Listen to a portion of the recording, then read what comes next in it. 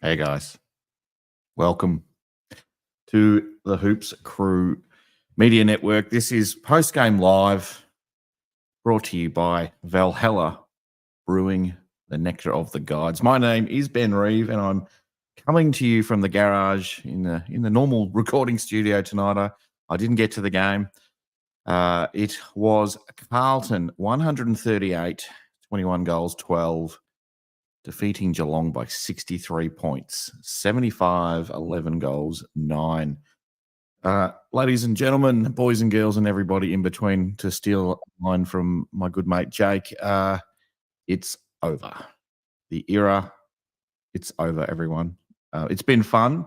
I've appreciated every moment along the way. But that's it. That's all she wrote. It's downhill from here on. I'm probably overreacting, clearly, but the signs are there for me. I think I've seen the signs.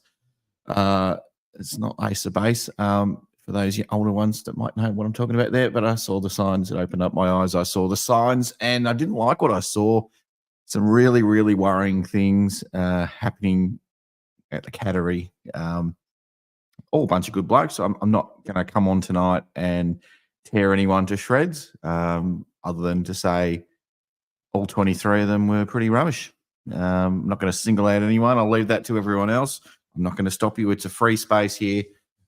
Be kind to each other. I suppose that's probably the only thing I ask, but I expect that there'll be some people that'll come on tonight that'll want to vent a little bit, and that's fine. But be kind to each other in the chat and online as well. So, all right, with that out of the way, let's get our first guest on, Ethan from Americans Watching Footy. Here he is. Welcome. Well, my laptop camera actually seems to be working. No weird lines on the screen, so that's cool. So far, that's good. So far. But that was an absolute embarrassment. It's one thing to lose. I was not expecting to win this game. Blues have a really good midfield. We're notoriously bad coming off a bye. But to put up such a stupid game plan and never correct it is what upsets me the most. That was on the coaching. It's one thing if you just get outplayed. If you told me from the start, you know what? We're going to line Sam DeConing up in the ruck and give it a shot. Sure.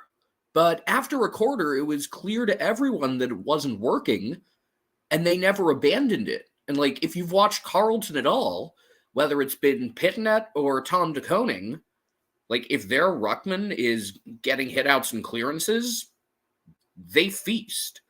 And, again, the idea of DeConing in there, I'm not opposed to. It was that we didn't back off of it after a quarter.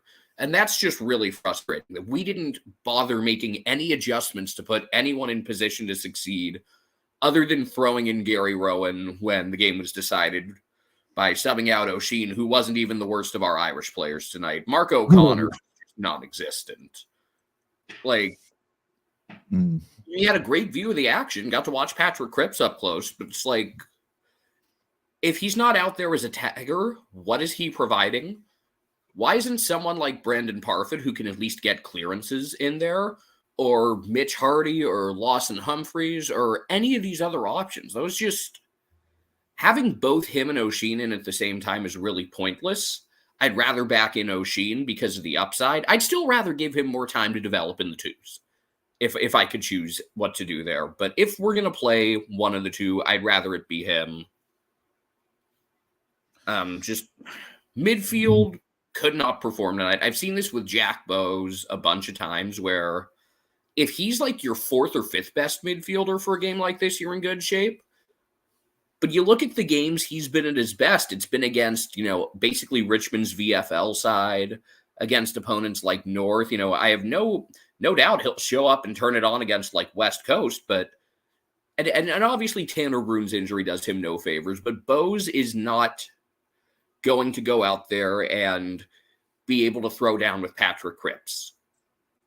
If you're asking him to be the fourth best guy, great. That's good depth. He's a very good depth piece. But what I'm seeing is we have a lot of quality depth pieces, but we don't have the guys at the top, at least in the midfield. And that's really frustrating. Like, I look at some of these other clubs, and this is my concern. Like, I think we've got the guys that'll give us a floor where we're not going to be like wooden spoon contenders. But it's like we don't have a Will Day or a Jai Newcomb or even like a George Wardlaw, who damn near beat Collingwood by himself last week. And that's concerning. Forward play, I thought was actually pretty decent when we actually got it there.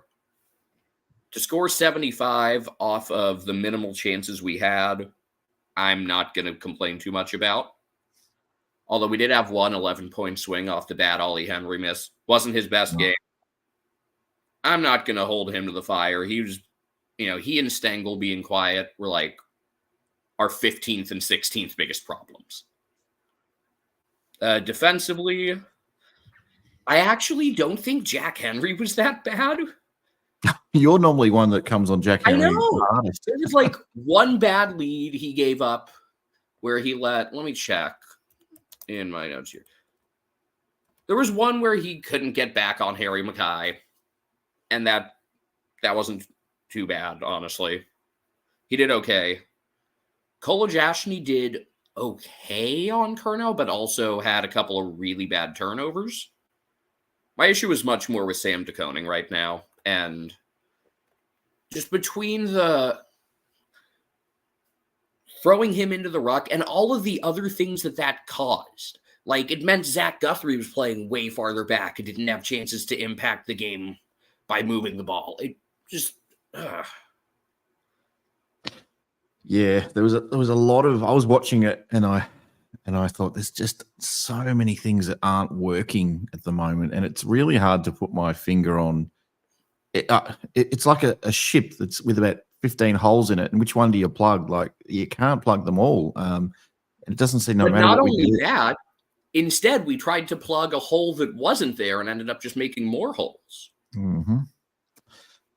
So yeah, where do you feel like it's at the moment? Do you feel like this season we can recover? Do you think it's time to really? I mean, people will say 8 and 6, not that bad. Still 2 more wins than losses, but we can still play finals. Great. Another way of looking at it is you've won 1 out of the last 7, and if that was the start of the year, you would be talking about sacking coaches. I'm not advocating for that at all. Don't get me wrong, people. Don't jump off the deep end just yet. But yes, it'd be very different conversation. So look, I don't know what the answers are. I don't know what I can see 1,000 problems. I just don't see any solutions. There's no obvious solution sitting there. Let's bring in 5 guys from the VFL and replace the midfield. So that you got to let the kids play. You got to let the kids play. To win a game or to develop the kids? Let's be clear on that. Because if this is what we're getting playing O'Connor, yeah, really, there's no reason not to give Lawson Humphreys a shot. Although I will say, I know he's been compared to Duncan. I thought other than the time he was for some reason asked to defend Charlie Curnow, which was a product of the terrible defensive matchups that all stemmed from having DeConing in the ruck, which was literally the root of every problem tonight. You can tie every single issue back to that. I actually thought Duncan was half decent. It was our game plan that was awful. And it was like, when we actually got the ball to the guys who generate success, we got it.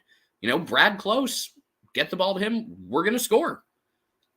Gryan, actually, I think it's between Gryan and Holmes for who was our best player tonight. Yeah, I think so.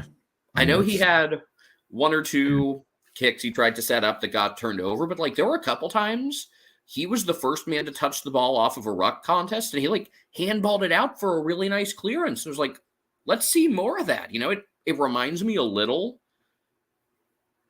I mean, they're not quite the same player, but I think they were friends growing up, like James Warple. Yep. Type of guy we could really use.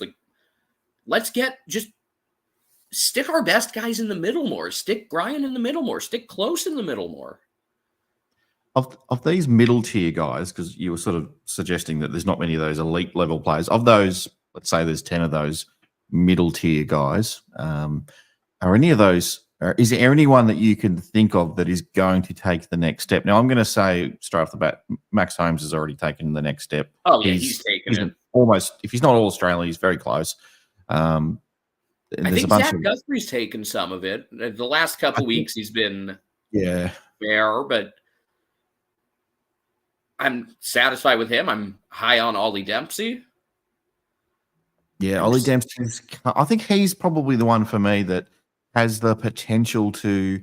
And I'm projecting 3-4 years ahead of time. Look, thinking, okay, don't think this team is winning a premiership this year. It's definitely not winning a premiership the next year. No, my goal right now is just let's not who, lose at home. Who are those young guys? Who are those guys in that middle tier or up and comers that have that potential to be in those? You know, a premiership team needs like 8 or 9 or 10 pretty much elite players. That you can't get them all. Who's there? I don't know. I want to see. Some weeks I've been satisfied with Jai Clark. Some weeks I'm just kind of I mean, I get that he also hasn't had the number of games. This is his first full season, really. And you can only call it full-ish because of the times he's been in the sub role. I believe in the upside on a lot of those guys. It's just a matter of which ones are going to show it. But Zeke's just saying Tanner Bruin. I forgot about him. Yeah, he could be one. And losing him for this game hurt. I think I've been on record saying he will be a really good player one day. And he's still only he's 2021. So it's potential there. Him and Holmes. As I said, I think we need 8 or 9 to 10 really good players. I don't think we've got it on our list at the moment. No, we do not. But no one's got a crystal ball, and we can't predict 3 or 4 years ahead of time either. So who knows what the list looks like in 3 or 4 years' time. No, it's the question of, where's – it's like looking at Jezelenko's comment. It's like a guy like a Wardlaw or perfect, Matt Rowell, I was just going to say. Guys like that. And I think it's a matter of figuring out which of the current pieces are AFL level. Because I think – this team, as it currently stands, could get in the 8 still. I'm not especially moved week in and week out by a lot of the competition. There's a lot of teams that have the upside, but not the consistency, like the Dogs and Lions. Mm-hmm. I think Carlton and Collingwood are unfortunately the second and third best teams to the Swans. We've played the best 2 teams 2 weeks in a row with the bye in the middle, I suppose. So yeah, maybe Carlton aren't the second best team. They're definitely a top 4 team. I think Collingwood's in the top 4. I don't know who the other 4th team is, but I don't think Geelong's in that conversation for those really top tier teams. No, we'll be doing okay if we make finals. When I say it's all doom and gloom, the sky is falling. We can still make finals. But what I'm really trying to say, I'm sorry for treating this post-game live like a funeral, but it does feel like it probably doesn't matter at this point what happens from here on in. That's great, but let's not kid ourselves. There's no reason to think that. I mean, look, because there are really right now 3 like upper echelon teams and then a bunch of other quality ones, and we can fit in with those quality ones. There's still a world, and I'll keep saying this, even though I definitely don't believe it's a reality right now, where you find your way into a prelim and then just get absolutely smashed by Sydney or whoever. But, when that's your, look, that's, the goal is winning flags, not just showing up. Yep. And at this point, my goal is just, let's beat the Hawks at home, because losing to them at home would be really embarrassing. And they're in really good form right now. That's like got Essendon next. So who are we going to beat? Are we going to beat Essendon next? Is that we've matched up well with them, but I like the way they're going. They're, for the last few years, we've just beaten them with sheer physicality, which is funny because that's where a lot of teams are getting us. And they've got more of that than in past years. Like watch Durham and Perkins. They've changed the identity of that team. And unfortunately, even if he's healthy, Hawkins wouldn't get to play against Zerk Thatcher, who was just never the right matchup for him. You get between, they've actually got a healthy defense right now with Mackay, Ridley, Laverde. It's a good-looking group. I still don't think Essendon are that good, and I still think they're beatable, but I don't think we tear them apart like we have in past years. I'd give us, 45% chance of beating them. Maybe I don't that's a think little too Essendon, I optimistic. don't think Essendon's top four. I don't think they're there. I think it's No, probably out of, and I wrote this team off early in the year, but probably out of the Bulldogs and the Giants, is that next probably team that could do it. I think Giants the Lions are still on the right day. Good enough. I think maybe. Horde are a weird case. Frio, just the fact that beating them in Perth is so hard. I will refuse to say it's Hawthorn. I don't care what the numbers say. Sorry, Hawk. I think their first few weeks with all the injuries killed their chances of hitting that high, but there's a chance they play in September. Better not. But it sucks just to go from the highs of 7-0, and yeah, it turns out, like, look, that Crows team we beat had a lot of problems. The Lions, I think we caught them at the right time. But yeah, definitely. To go from that to the reality of our ceiling is probably winning a final is rough. And to get it through the vehicle of just like, we had a terrible game plan and never adjusted out of it. Like, I was really thinking, like, by the start of the second quarter, Blitzop should have been the ruckman, right? I mean, I don't think through the first quarter, probably. Yeah, 10 minutes in, enough. I don't think Conway, even if he's 100%, this would have been a great matchup for him because, while he's big, he's not especially mobile. The ship has sailed with Stanley. Oh, you're not on the bring the Reece Stanley back train, are you? As we tend to do. Let him play forward. We drop him play forward. Screw it. See if he can be a tall defender. Why not? But not as a ruck. Let's hope Conway goes well in the ruck in the VFL on the weekend. Didn't want to pick him for tonight, but that's okay. Yeah, the VFL teams playing Port Melbourne. Is that right? Yeah, Port Melbourne. I think. Yep, they're 12th on the ladder. So all right. Hopefully, we get the win. Be nice. We're all on the Magoos now. The twos for the rest of the year. Hopefully, we can get a premiership there. Let's go all the way to what's it called, Marvel Stadium. I think that's where they play the grand final of the VFL. We'll fill it up, or is it like Icon Park? Something I don't know. Maybe we'll put Icon Park. Maybe you're right. Maybe you are right. But Geelong's there. So losing to these guys sucks. Another 20,000 if Geelong's playing in the grand final. So, give me before I let you go. I want you 3-2-1 for tonight. This is going to be. I think this is going to be very interesting tonight. And I haven't put the poll out yet. I'm struggling with this. I think we all will. I think our top two in some order are Myers and Holmes, and then third would be Cameron. It's just a matter of do you ding Myers? I mean, do you ding Holmes for a couple of the turnovers or like the 50 he gave away? Because he was the only guy who can play with that speed. And then again, on the rare occasions we threw Brian in clearances, he was awesome. His setup kicks weren't as good tonight. They were solid. They were not as good. It's not been a good month for Grind. We love Grind. No, but I still thought he impacted the game positively in different ways than he traditionally does, which I'll take that. And that's what other guys need to learn from. He wasn't one of our worst players on the ground. He definitely wasn't. But yeah, I think it's a low tide sinks all ships is the opposite of the other phrase there. It seems to be everyone's just a bit down, and maybe if you were you got used to being a bit of a passenger, or maybe you played well in a good team, you're getting found out a little bit now. So it can turn around just as quick. Everyone looks fantastic when you have a win. But goodness me, does everyone look a bit rough? As you said, there was a couple of players that probably put their hand up tonight and were even probably the best 10 players on the ground. Maybe not. Maybe Max Holmes was, if you ask me. My opinion. Yeah, let's see what I think. Champion Data's got their stuff by now. Oh my god. Okay, these numbers are wrong because they have Sam DeConing as our best rated. That's completely false. Because he followed the ball around all night long. That's probably why. They have Tom DeConing with the highest individual rating a player's had all year. And then Holmes for us. They've got Brian down a little low. Yeah, I guess Holmes was our best, followed by Brian and Cameron. I do want to give credit, as much as I can't stand the Blues and their fans. Matthew always played a tremendous first half. He was awesome. Like, I can't give Tom de Koning a ton of credit because the quality of competition he was facing was poor, but always was terrific. Also credit to Boyd and Kemp and Cowan and Fogarty.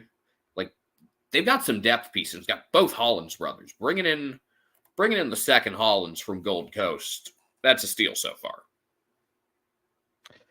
They're all looking pretty good, I'd have to say. I think Blues fans, if you are watching this, I'm sure a few of you will probably lap up all the YouTube content you can this week. You're traveling very well at the moment. You've got a really good list. You've got a lot of upside still this year. I think you're going to go far. Look at what they're missing to injuries.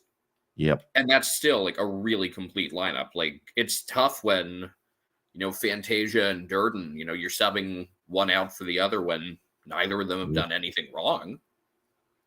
And Sydney's going to hit a little speed bump at some stage. Yeah, look, I've said, and I thought it was going to happen against the Crows, and then it turned out they didn't win, but they did outscore Joe Lamarty as a team, 67-56. Yeah. Yep. But or 67-55, whatever it was. The Swans are going to lose a game or two. I would love it if they lost to GWS this week, just to see what the GWS social media team has played.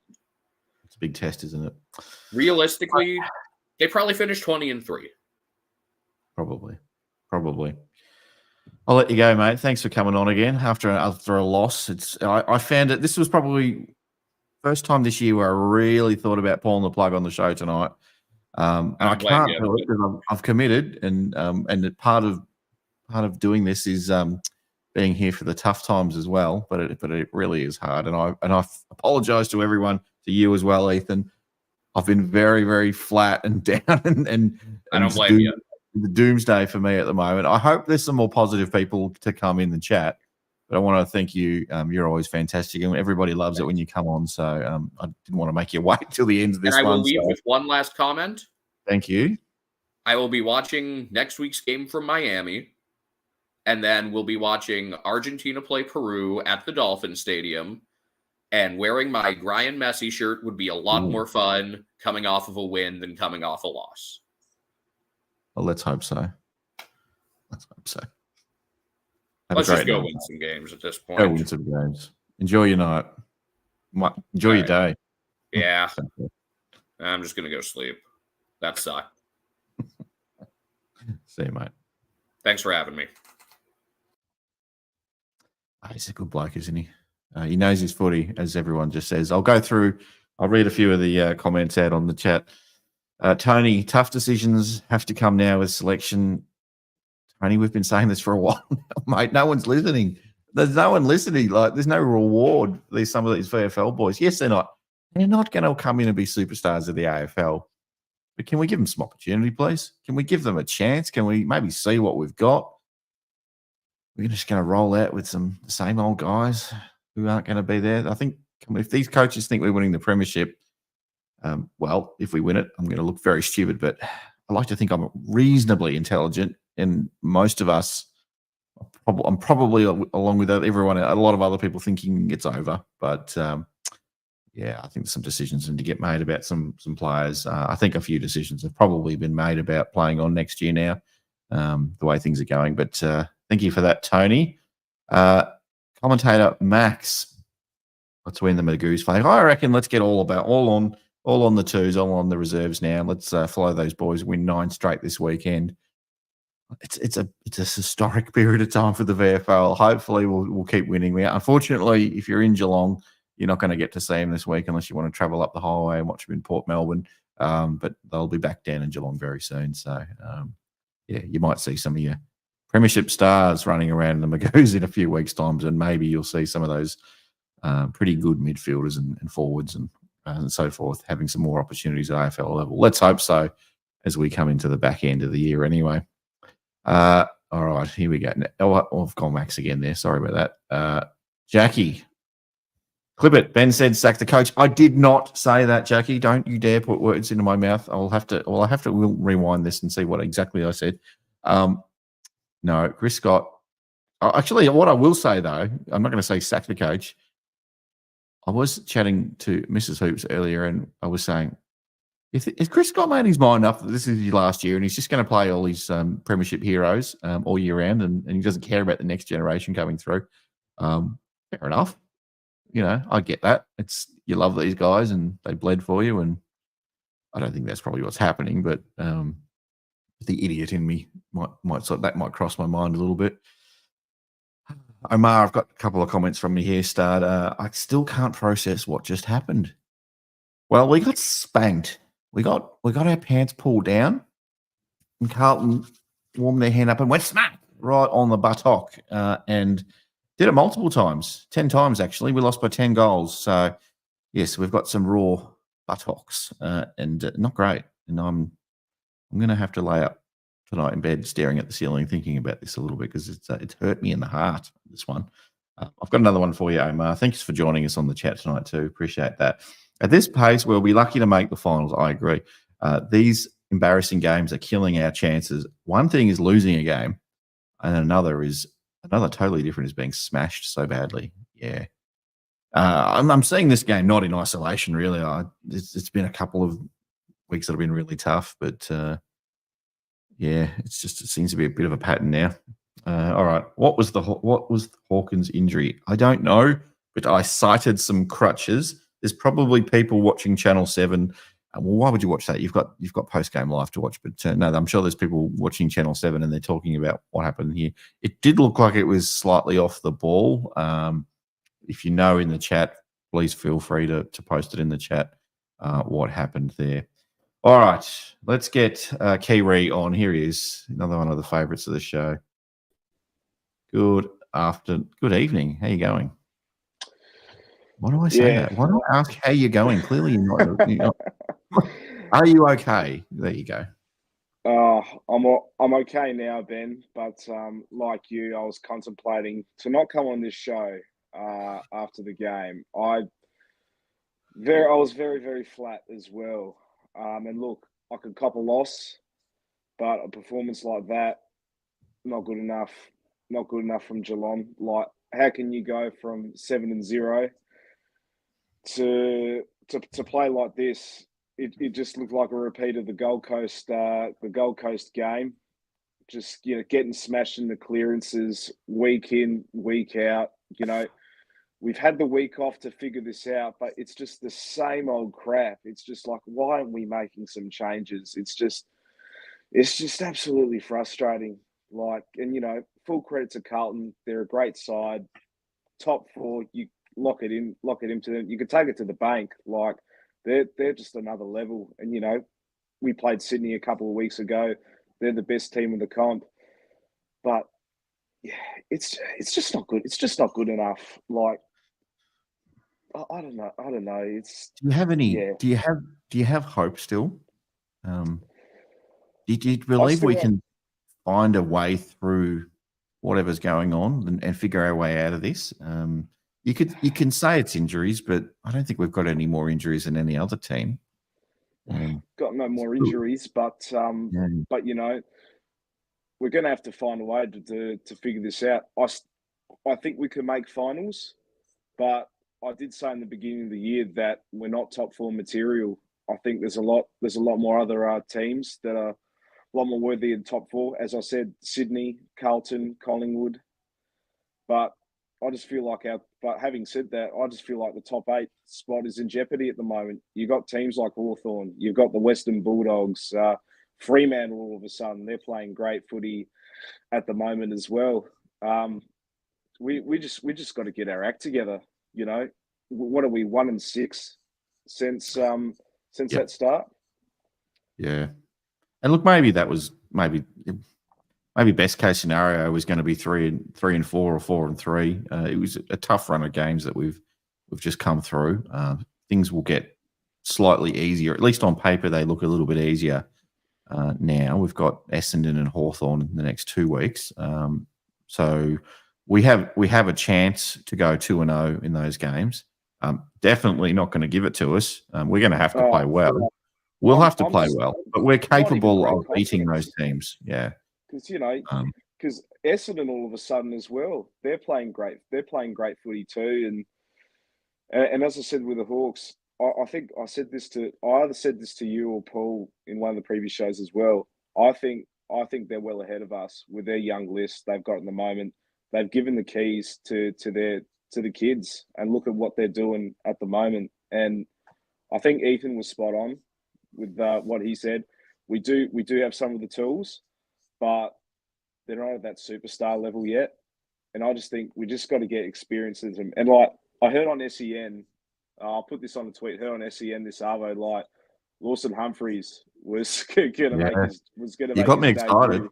I was over the ropes as well. Like, and even Dwayne Russell was saying, this kid is good. This kid is good. You see him in the VFL. See what he did against the Swans the other week.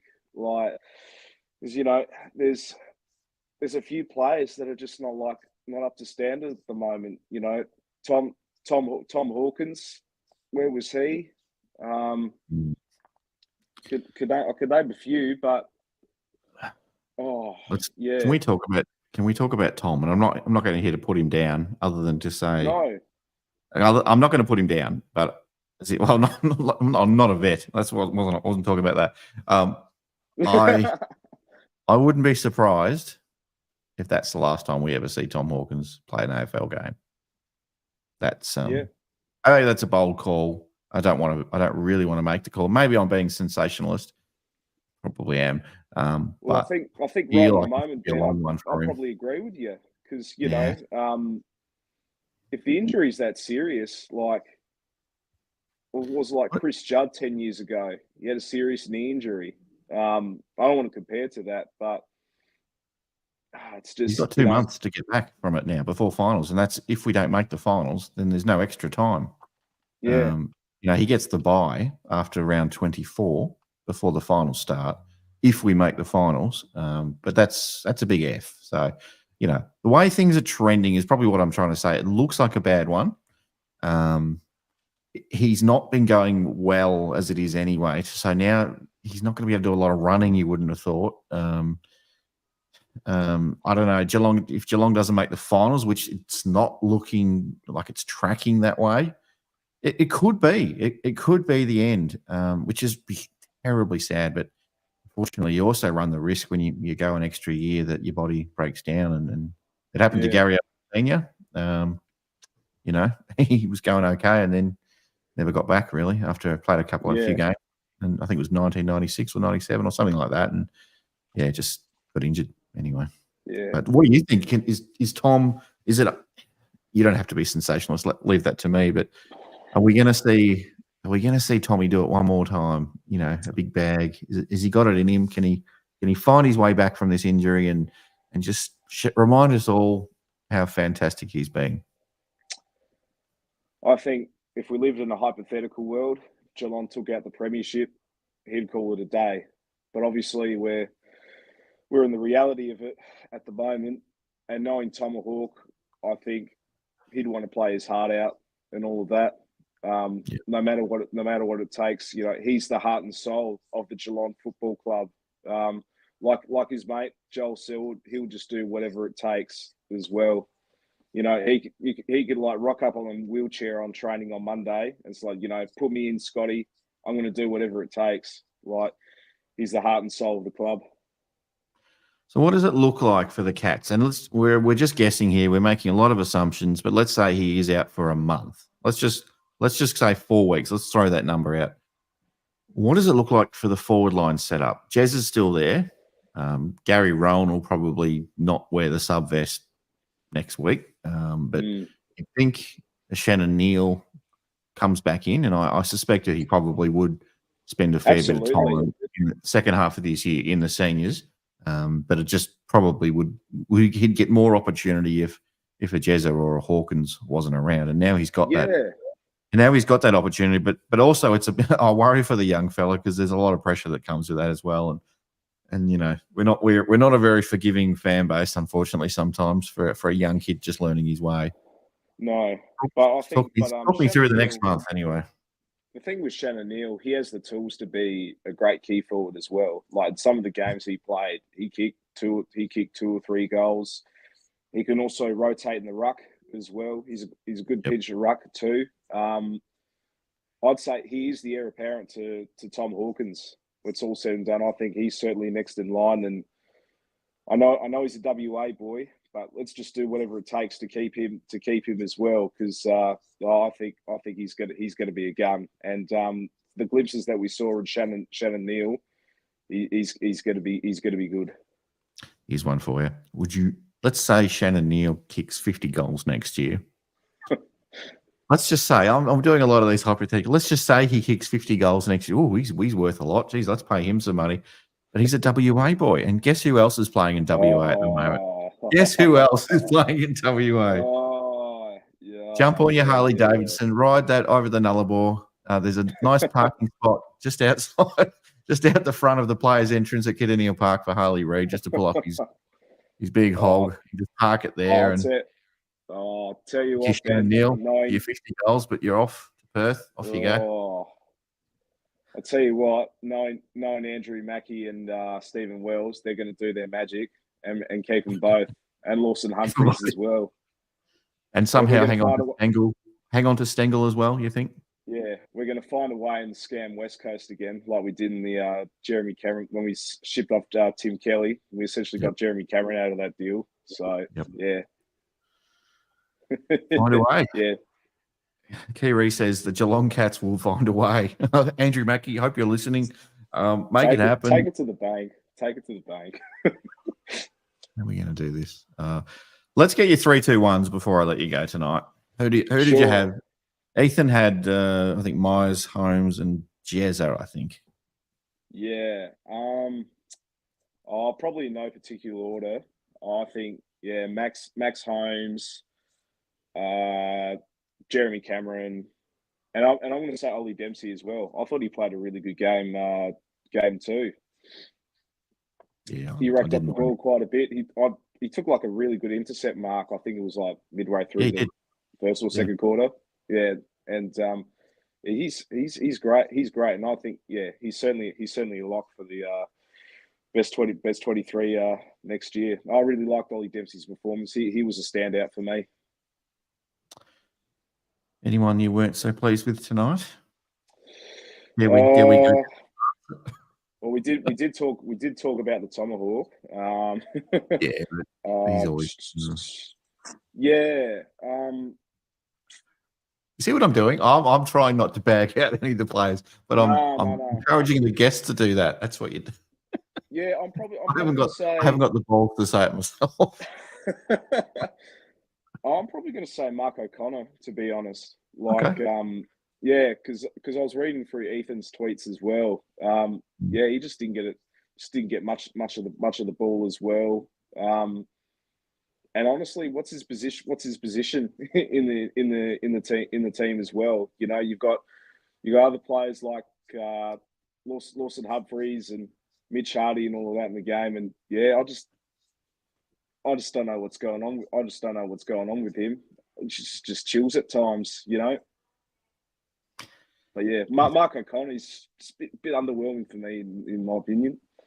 In his defence, I should say, terrible first half. Terrible first half. He turned it around a little bit in the second half. I imagine they made some changes, though, to allow him to have a little bit more influence on the game. But he was terrible in the first half. He's just absolutely invisible. The Harry Potter and his cloak of invisibility was all over him. He was just, and he wasn't getting. Yeah, it was just rubbish. Absolutely rubbish. Sharing at all, and like Sam de Koning as well. It was just like, but then he got better in the fourth quarter. I was like, oh wow, it's 2022 Sam de Koning taking those intercept marks and all of that. Where was that in the first three quarters? Maybe he should play against his brother every week. I don't know. You know, it's just like But he improved as the game went on, but look, I don't know if fullback for him is where he's going to finish his career. It's definitely where he started his career, because you can't find room for him up forward. But maybe the intention is Sam de Koning a forward when Jezza or Hawkins calls it a day. If Shannon Neale is not going to cut it, or some of the other guys aren't going to cut it, so maybe Last one. Who's going to win next week, Cats or Essendon? Nah, we'll win. Well, We'll win. you think we'll win? What's the point of supporting Geelong if we're not going to back them to win? Come No, on. you can. Yeah, I think I'd back them too, but only because we tend to go pretty well against Essendon. So, Essendon are frauds. Take it to the bank, mate. frauds. There you go. Clip that one. Clip that How one, many Jackie. days? How many days, Essendon? How many days? How many days? We'll go with that all week. That should be the tagline for the chat show this week. How many days? Dear. They've got to take the piss out of Essendon somehow. They're a bunch of they're very nice. Jake, if you're listening, it's all about Essendon this week. Thanks, buddy. Appreciate you coming on. We'll get you on next week, hopefully after a win. What is it? Saturday night, 7:30, similar time probably, except a Saturday night.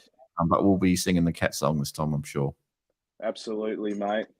It's going to happen. All right. Have a good weekend, Ben. Cheers, mate. Take care, buddy. All right, a few more comments. Thanks, Kiri, by the way. That was good. Feeling for you.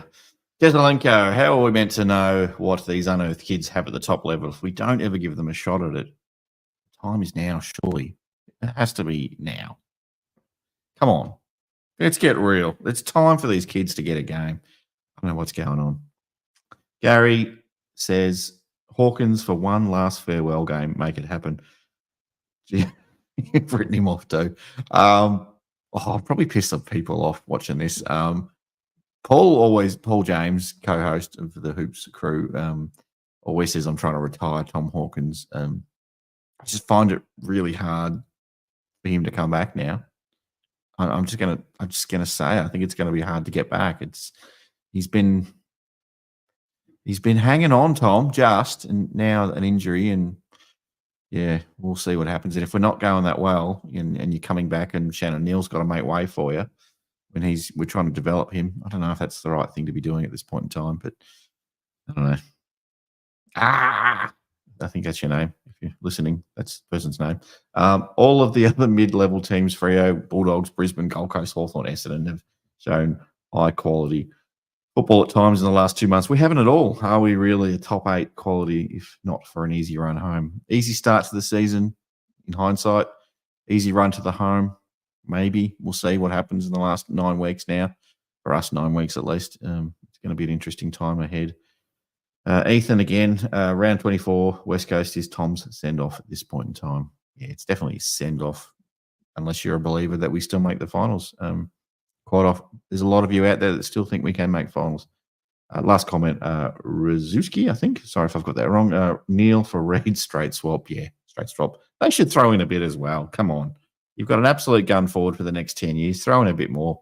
Give us a draft pick or two there. That'd be nice. All right, let's get the other Ben on. Here he is. How are you feeling? Not very good. I don't know. I'm feeling all right now. Just the show is very good, but I didn't feel like I lost it. Does it heal you? Or? It does actually. It's very good. I just felt like that wasn't just a loss. It felt like it was the death of a club almost. Like in terms of strong words. In terms of like just some senior players like Hawkins, yeah, I think he's done. Dangerfield might be out now, suspended. We haven't talked about that. Can you stay with that for a sec? What do you think he'll miss a week genuinely, or do you think this is? I don't think he deserves to, but I just think they will. It kind of felt like on the video, Walsh just put his head down to hit the ground, but they usually just give that a week, so I reckon they will, unfortunately. You give the hammy another week to recover after tonight. I think I agree. I think he's getting a week. Yeah. I think probably another week.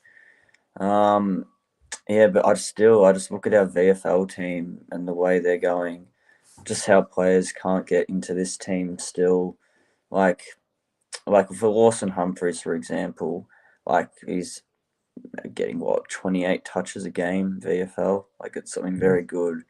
But if he did come into AFL, he'd probably just have 12 to 15, and we'd think they're no good. But I guess I want to just try that out at the moment. Yeah, I want to try some things, but we say this every time after a loss, don't we? We think that the guys who aren't playing tonight are going to come in and it's going to answer all our questions, and quite often doesn't. But I don't. But it depends on what you want to get out of that. Do you want a Mitch Hardy and a Lawson Humphreys to come in because you think that they're going to win the game for us, or do you want them to come in because you want to start giving opportunities to young guys because you've got one eye on the future? That's probably where I'm at, Ben. That I still feel like I am writing the season off, but there's a small hope that we can salvage something. I don't think we're going all the way this year. I think by playing these older guys, I'm just talking about by not giving opportunities. Sorry, I shouldn't say older guys, but by not giving opportunities to the younger fellas while we play some more experienced players that aren't going to take us to another premiership. I just feel like that's just really holding us back. I feel like we've already wasted 7 or 8 weeks. And there could have been much more opportunities to blood some young guys with a 7-0 start, but we just keep taking the old blokes. I don't know. I just feel like I feel like those players can still come in and like win us games. Like at this point, like they've got the experience, they've got the physicality. Like Sean Manor, for example, like we recruited him. He was the same age as Tom Stewart when he came in, and he didn't even have a bad first 2 games. I felt I don't know why he was like dropped in the first place, and it's been 13 weeks and he still hasn't been able to go into the team. But yeah, I have really high confidence in those folks that they can come into the team and actually win us games. So a couple of names we'll just run through in the VFL, and apologies if you don't like us talking about the VFL too much, people, but you got your Mitch Nevitts out there. Toby Conway, he'll be in and out a fair bit. Jai Clark will probably be back in and out again as well. Brandon Parfitt's still there, but maybe he's not one of those younger guys you're thinking about. Mitch Hardy. I'd count him as a senior player. Yeah, there's a fella, James Willis, that he's having his best year by far so far at the club in the VFL. Yeah, there's another that I don't think people would be too upset if he had an opportunity at some stage. We're very fond here at the Hoops crew of Phoenix Foster, but he's got a bit of work to do before. And like Lawson Humphreys is getting praise from Dwayne Russell throughout the week. Like no other VFL player, like who's like pick 40, like gets that kind of attention and that sparks like clubs like being interested. Like I know he's young, but like we don't want to lose him at all at this point. No, I don't know if he's where he's. I think he's a WA kid as well. So, not that we'll get rid of him. I think he's going to be pretty good for us over a few years. Do you think that he'll get a game at some point this year? Yeah, I think could be. Actually, I believe it will be next week against Essendon. Strangely, maybe I'm imagining things. I feel like we often debut guys in games against Essendon. It feels like I know Gary Ablett Jr. That was his first game, and a few other guys I reckon have made debuts in the Essendon fixture. Yeah. But I wouldn't be surprised if he lines up and maybe takes a Duncan role. Duncan's due another rest or something, or it's just come off a bye. No one really. Speaking of those old players as well, I guess like we used to like get rid of those type of players. Like we got rid of like Johnson, we got rid of like Stokes, Kelly, like these type of players, and I know that they were all a bit upset by that, and it probably did cause some fraction relationships between the club. But just is that why we're not getting rid of the players now, like Duncan, Tui, Hawkins, like those type of players? It's I don't know. I wouldn't say it was easy to get rid of your Josh Hunts, your Steve Johnsons, your James Kellys and Stokeses and all that. Those premiership players from the 2007 to 2011 era. Yes, it wasn't easy to get rid of them, but I would make an argument that it's harder to get rid of the guys that really came up with Chris Scott in 2011. That most of those guys on the list started with Chris Scott, and your Hawkins and your Duncans were there, and Guthrie too were in 2011, but they were all very young, and they've all come on a journey with Chris Scott, and maybe it is hard for Chris Scott to send some of these guys back to the VFL. You don't actually see the guys apart from Reece Stanley, the whipping boy. And most of the time he gets omitted anyway. That is the frustration for me. Everyone's omitted. No one ever gets. Everyone's sorry. I've got my words mixed up. They're always managed. No, they never say. If you're a young guy, you get omitted, but if you're an old guy, you're always managed. It's not. It's never formed. Understand. Yeah. Are they fearful of backlash because it says omitted? Like the people on like SEN are gonna like criticize. Like who cares? Like genuinely, I just think it's too soft. Like why can't you tell a senior bloke you're not playing well enough? Go back to the VFL. It's almost like we're just taking it too easy on them. I don't know, and it just worries me. It just feels like it's probably we're just protecting these guys, and we have so much respect for them, and I can see why that they're heroes of this football club. They've just done so much for this club, and you want them to go out on their terms. It's costing us, I think, in the future. Might be proven wrong, but where do you think and I know we've just lost a game to Carlton by 10 goals. Maybe the focus should be on the game itself, but apologies if I've just taken us into the future 3 years. But can I ask you, before we come back to the Carlton game, where do you see things trending over the next 3 years for this club? Oh, if we can just keep these VFL players and they develop well, we can become like a Hawthorn, like now at the moment, or just how they're going, which would be great. Like to have a season like they are in 3 years' time, where like we're beating top teams and like players like Closey, Clark, Humphreys, Conway are all dominating in our team, and like we're like just along with the ride of those players, and they're like sitting around like the top 8 mark and could like push for finals early. But I'm not really sure though how those players at the moment are gonna get into a senior team, how we like manage the transition. Like it's gonna be tough. Bring it back to the Cats game tonight against Carlton. Blue's clearly too good for us, and Pommy's just jumped into the chat, so I'll get him. Pommy from the Blue Abroad and Pommy and Oz, but I'll get him on in a second. He can tell us all about it, and maybe just enjoy the spoils of a victory. But what did you give me your best 3 players of the night, and maybe if you want to throw in a Carlton player that caught your eye as well, just before Pommy comes on. I'll say Dempsey, Cameron, and probably Myers, 3 best on for tonight. You didn't have Holmes anywhere near it, or just off that group? Probably just maybe just off tonight. Had a bit of a poor last quarter, I thought. So that might have been maybe a bit why. But yeah, Holmes was still like very good though. Who caught your eye the most from the other side of the fence? The other team, Blues. Which player gave you the most heartburn tonight? Oh, definitely Owies. Just everywhere. Just feels like one of those players again that turns into a superstar when they play against Geelong, which has been the recent theme the last few weeks. Sam Walsh grips every single time against Geelong. Walsh dominates us every time he plays us. He's from Geelong. We know that. Must be just he didn't go to Geelong. We know how people who live in Geelong who don't go for Geelong feel about the footy club. Probably just drives him every game.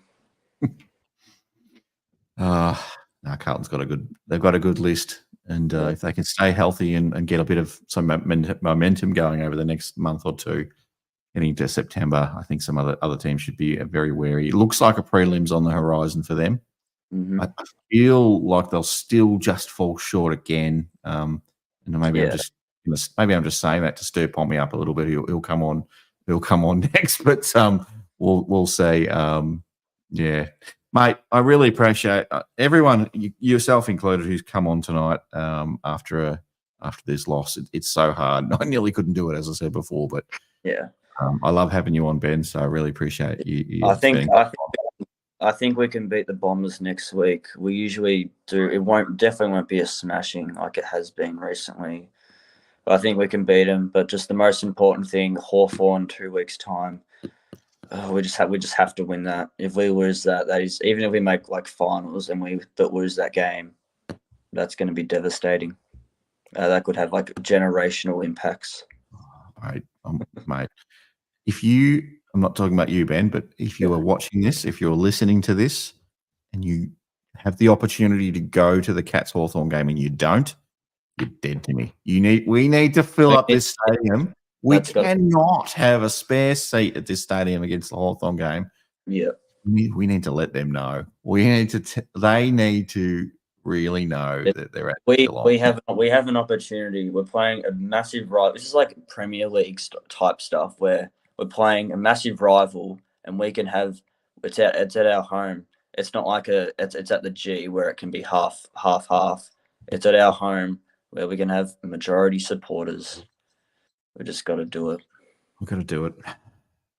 Mate, thanks for coming on. Appreciate it. No Hopefully worries. We'll see you next weekend. Thanks, Ben. Have a good one.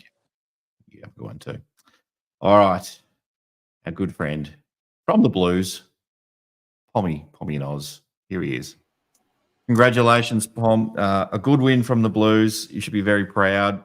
Feel free to get a little bit carried away. It's totally up to you. I did the same in round 7, and I feel like I've shot myself in the foot. Yeah, welcome. Well, thank you firstly for having me. I mean, commiserations. I've been on the end of one of them, and I'm not going to come here on gloat because, you know, the scoreboard and experience and that is probably hurts enough. But I mean, it was a great game by the Blues. It was a great game, and it's an honour really to beat Geelong, because Geelong are a team. If you're a Carlton fan, round 7, I thought the big difference between us and you was just the fact that you guys are so good and so ironed on and such a team. And I thought we were the better side last time we played. I thought we were just outsmarted and educated. And really, Carlton fans probably want to thank you, because probably since that game, we've seen a turnaround in ourselves, and going from a team that has traditionally last year, I thought we were trying to copy everyone else. I feel like since that game, we've built our own style. We're happy with our brand. And I felt like we bullied you towards the end, which for a blue side, it's quite refreshing to see us beat the Masters, really. I think Geelong need respect. And I don't think it's all doom and gloom, Geelong fans. Yeah, you have got some of the best recruitment in the world, and I think you will turn it round mighty quickly. It does worry me. I said in my preview, you guys have conceded the most goals from key forwards outside of West Coast Eagles, and you have one of the worst defensive rebound rates and score generations from there. And I do want to talk to you guys about it. It feels like you're using Tom Stewart a little bit like we tried to use McGovern last year, and it's all or nothing. And I look at that back half of the ground, and I think you've got to try and free Sam de Koning up, not play him in the ruck, and you've got to free Tom Stewart, because once Carlton found, and let's be honest, Pom Cotter, my boy, he towed up Tom Stewart. Tom Stewart had no freedom. I feel like that's a big area for you, and you've got to have some young kids, whether that's playing Jai Clark off halfback or redeveloping someone else to give you a bit of run off halfback. It looks real stagnant, and that worries me, because you're a top side. You're a top side. When you had your chances, you took them. I just felt like you were starved of chances this week. Did it look like a different team to you, the round 7? I mean, yeah, the result was different clearly, but you talked about Geelong being I don't know if you used this word, but a mature side that just knew how to do the right things, and you were the better team on the night. And I think most level-headed Geelong supporters would probably not object too strongly to that. But yeah, we did what we needed to do. We did all the right things. We kicked truly. We made the most of opportunities in round 7 or whatever it was. And tonight it just looks like we're really just trying to figure out how to play the game of football. And yeah, to me, it just seems like a totally different side, even though probably 85% of it's the same. It felt a bit like my England side watching you. It felt like you'd picked the best 22 players. not the best 22 for the role. Like Gary Rowan came on. It would have been interesting if Rowan started because I thought Rowan, his leading patterns are so intuitive that helped Stengel out. That helped Mears get into the game because I didn't even know Gyron was on the field until Rowan came. I thought he maybe had the night off. And it's interesting that as soon as Rowan came on, I felt he became a conduit and players could work in behind him.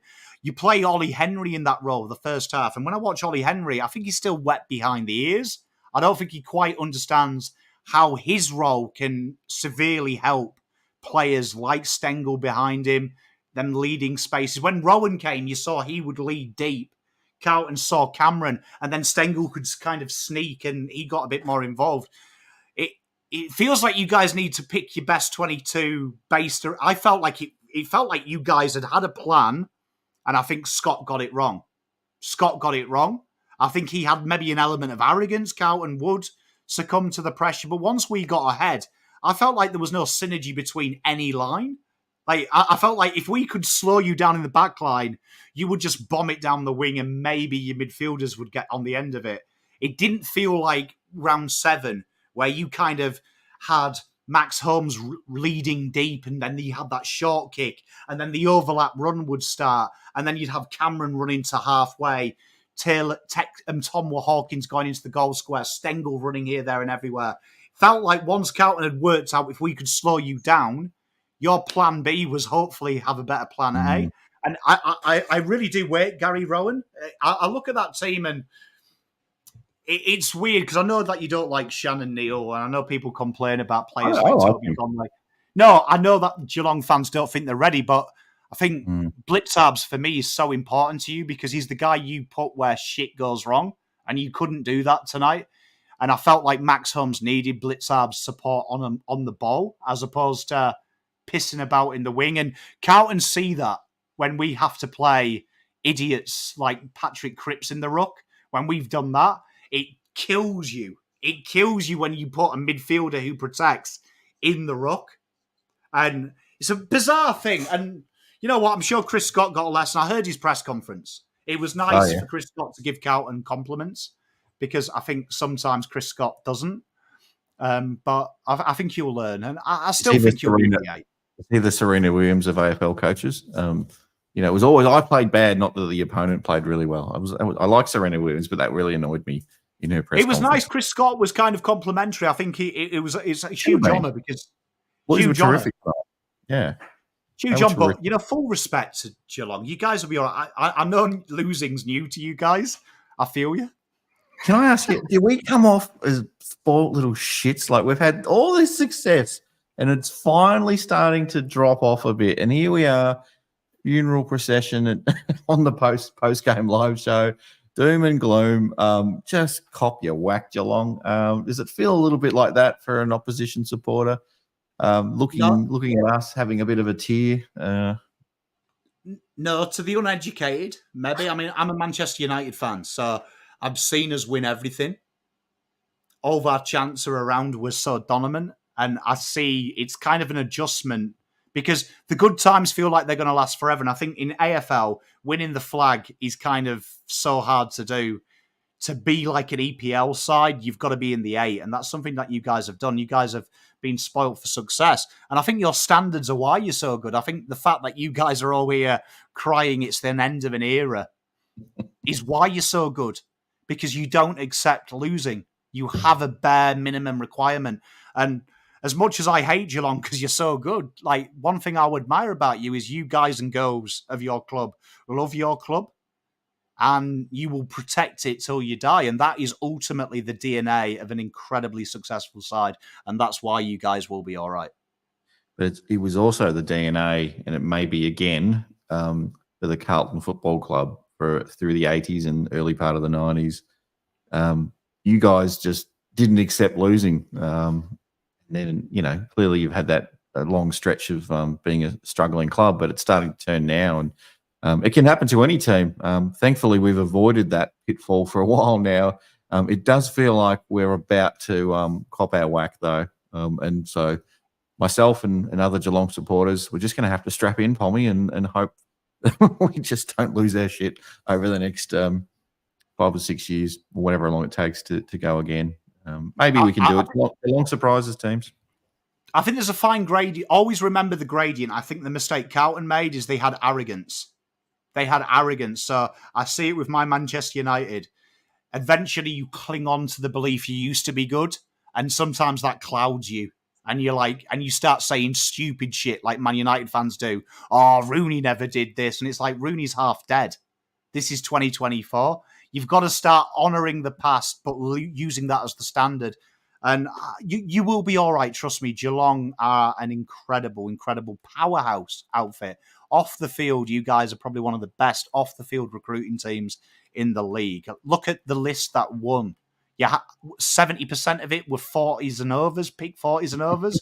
Jesus Christ. When you've got people like Wells there, that guy will turn you around quickly. But I did feel tonight an element of, are you clinging on a bit too long to the best 22 being the best 22 players?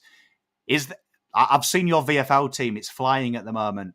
Sure. Is this maybe a sign that stop putting your faith in the same people and playing the right players for the role? Because you're a good team.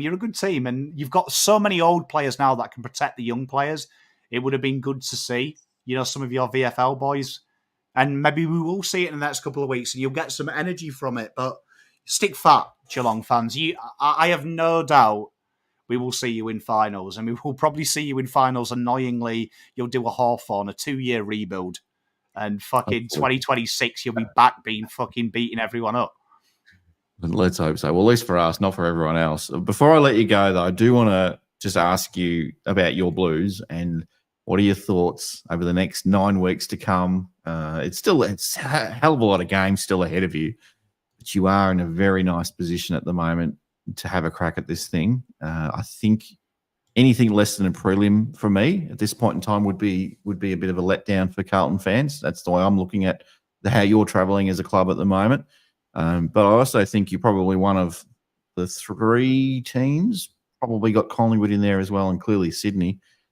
I think you're one of the 3 teams that could be standing on that premiership dais at the end of the year. And how does that make you feel, Pom? So close. You're so close now. I felt for years this is where I've been. There's been a lot of false dawns. It's good. It's nice to go into a game like I did my preview this week, and it was nice to talk about the narrative being how did Geelong stop us, not how do we stop them. And I feel like we've got a bit of standing in the AFL now. I love our game style. I think the fact that we slingshot so well means we can match up against the best. I think Sydney are the standout, but I do feel like Sydney are a little bit like me on my honeymoon. Do you know what I mean? I might have gone a bit too early. So I think that they may be a little bit disappointed like my wife was come 3 a.m. So that would mean that we're next in line. I do like the fact we've got the G games. Sydney don't come back here for a long time, so we have that advantage. Collingwood will be in the mix, definitely. So I did say in my preview, I felt this was the battle for top 2 guaranteed. Whoever wins this game will have second to hold in their hands, which I think is imperative to beat Sydney. So I do feel now, bold call. I hope I'm not wrong because I've come on a rival channel, but I think you can lock second away for the Blues, all being well if they play their way. And finals, you know it better than I do. It's the best man on the day. And I think we got a lesson against Brisbane last year that I think is why you've seen an adaptation of our game style. We know that the stoppage and contest will, if it backfires, you need a plan B. And we've developed a plan B, C, and D at the moment, which is good. So I'm confident.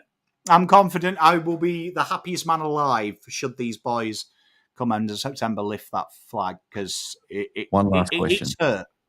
One last one for you, Pom. And we're going to dream a little bit here. Just go with me, Pom. It's Carlton in the grand final, and their opponent is Collingwood. Talk me through it. What's your week going to be like if that happens? If it's Carlton Collingwood in the grand final? Fuck, my DMs are going to be a darker place. They're going to be a dark place. I tell you, they're going to be intense. I mean, that's the dream. I think as a Carlton fan, and I'm sure a Collingwood fan, if they were humble a bit, I think the dream is to play each other. It's probably the biggest rivalry in football at the minute because it's become heated. Nothing better for me than killing your rivals. I always say I don't gloat when Collingwood lose unless we beat them. For me, there's nothing better than at the end of the game having your blood on your hands. So I would be a very different beast. I'm calm at the moment. Geelong, though, there is something about them. I fucking hate them. They're a horrible, horrible bunch of people. And the dream to hear the siren and we've stopped them overtaking us in AFL and VFL premierships, taking the flag off them, it being ours would be an absolute dream. But that's the dream. Hopefully you guys go out and smash another bunch of melts next week, Essendon. Hopefully. For us. Hopefully your mob continues to kick along, and yeah, let's have another good month ahead of you at least. Let's not look too far ahead. Finals are a long way away still, but all the best for the rest of the year, Pom. And thank you again. I always love getting you on. Hopefully we get you on again if there's a Geelong Carlton final somehow, some way. It'll be nice. I do enjoy. We might get another 75,000 at the MCG or more. Let's hope so. You know what? Best of luck for the rest of the season, honestly. And stick fat, Cat fans. Push these bastards so they do you proud. But you'll be back. I promise you. You'll be back before you know it. Good on you, mate. You take care. Good luck. Absolute legend. Absolute legend. Now, I've got a bloke in the chat. His name is. I've got two blokes in the chat. I'm just going to jump on to Lucas if you're around there first. Are you there, mate? If not, he's here. He's giving me the thumbs up. All right, here he goes. Good evening, and are you okay? I'm embarrassed. That was absolutely fucking embarrassing. I don't know what happened. Well, we all know what happens, but to put in a performance like that, just fucking embarrassing.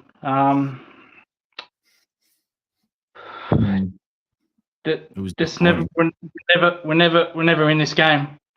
There were glimpses in the third where we looked like we're going to come back, look like we're going to mount a charge. Apart from that, nothing. Absolute fucking dead. The fourth quarter, I think it was Blake Acres. It looked like he was running in slow motion, where he walked in and kicked that goal. That was just pathetic. That's when the effort wasn't there. We dropped. We gave up. Un-Geelong-like. Absolutely fucking terrible. Got a lot of work to do. A lot of work. What was the single biggest problem? I can't put my finger on one. I feel like there's a few issues, but is there anything that stands out to you at the moment why it's all going wrong these last 7 weeks? It's the midfield. Now, today in the centre bounces, I'm talking about centre bounce clearances. Carlton only kicked 2 goals for the game from the centre clearance, from the bounces. 2 goals. Now, if you said that before game, I would have absolutely taken that. I thought, Jesus, let's go. If they're only going to get 2 goals from the centre bounces. But the stoppages, the clearance from stoppages around the ground, they just absolutely embarrassed us. When the ball got to the ground, we looked so slow. We looked pathetic. They were walking it out, and we just couldn't hit a target to save our lives in that first half. I think Max Holmes played the worst game of his career. Having said that, he was a ball magnet, but he turned the ball over. He was like he just torched us with his ball use. I think he only had 59.6% kicking efficiency.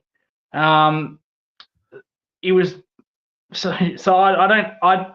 So you haven't got him in the top 3. You because no. Okay, cool. I love how we all see it differently. This is probably the funnest part for me. Just how we all see. I don't think any of us have got it right. None of us know anything about it. Like if we knew what we're talking about, we'd be coaching an AFL team. But clearly we don't. But continue.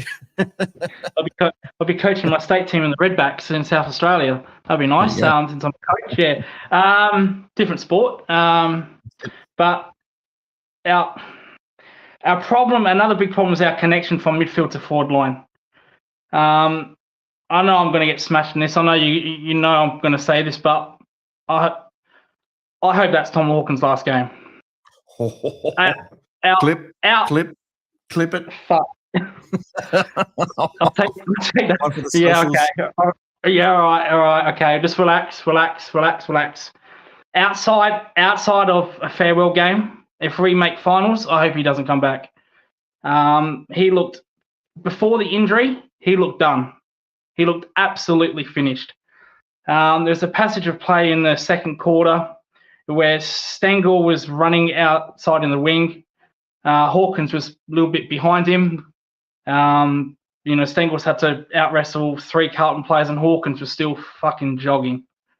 As soon as I saw that passage of play, I thought, that's it.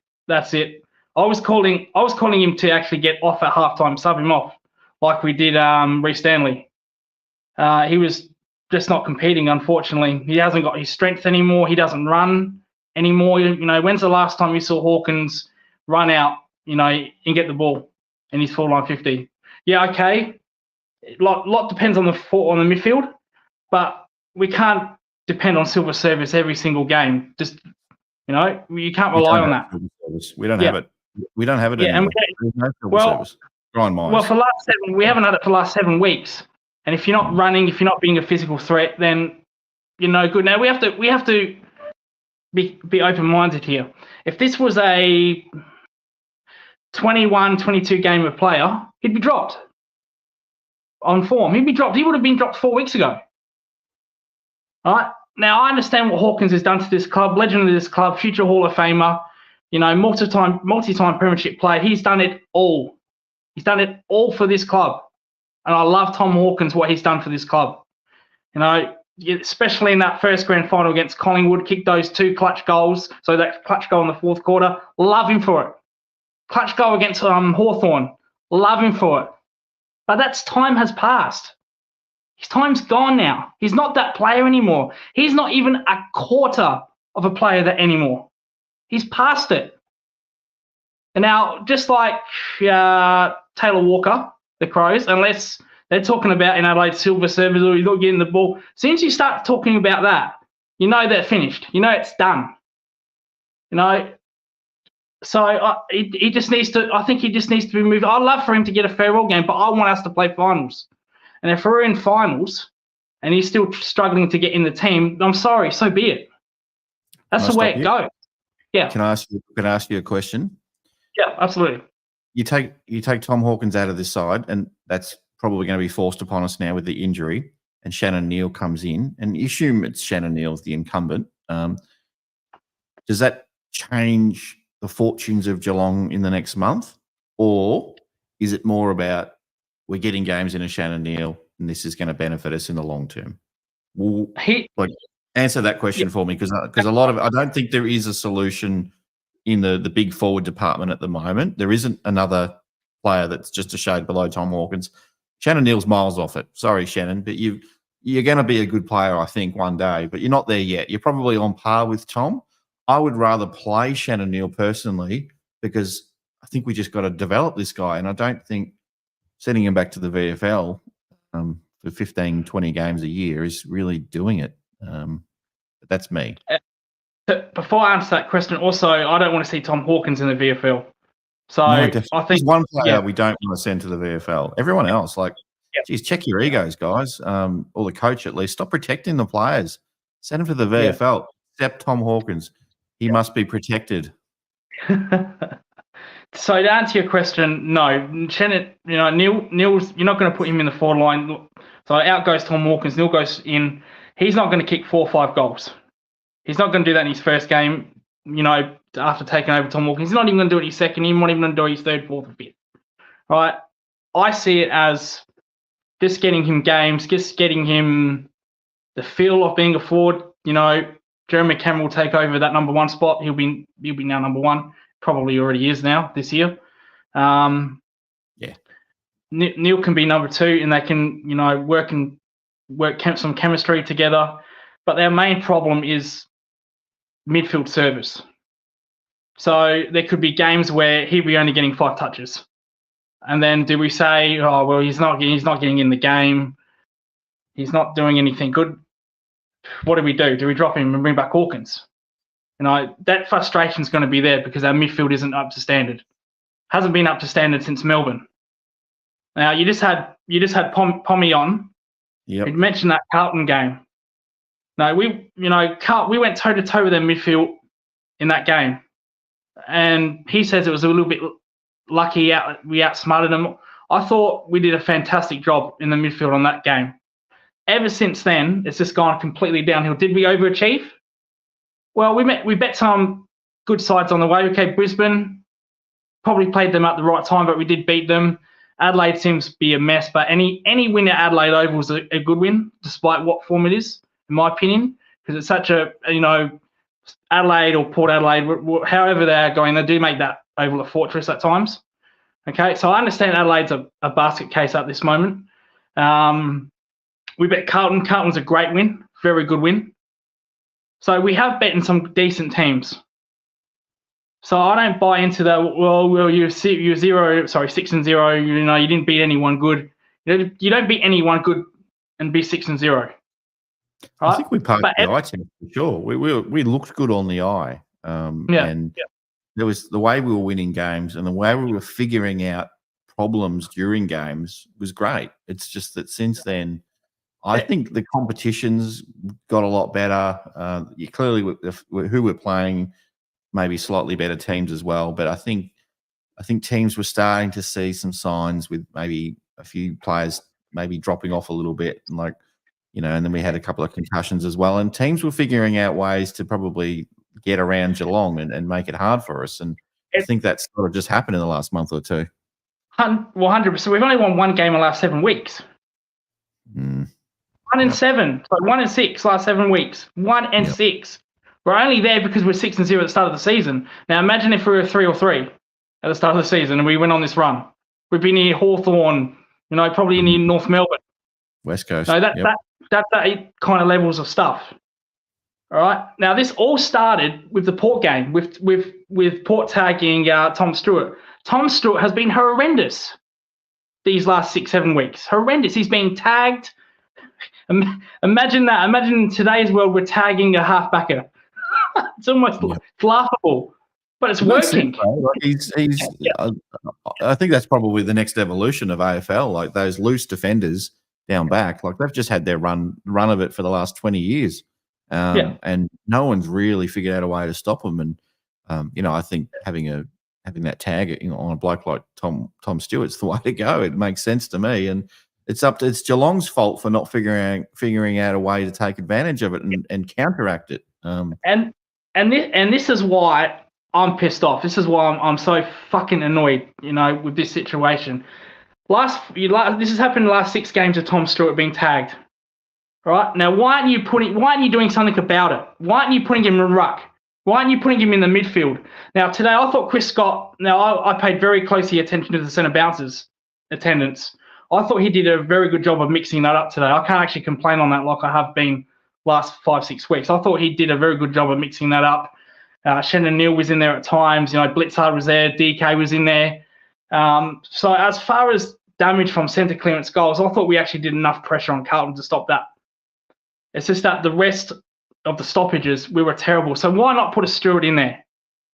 No, why not put Stewart up forward? Now, last quarter, the commentary said that they put Stewart forward. Where? I don't remember seeing Stewart forward. I don't remember one time Stewart was forward. They said maybe he was in a foreign position. Yeah. And they did, and there was a close up, and I'm like, what was the position? I guess I didn't go to the game, so I didn't see it. But I think whatever. So what?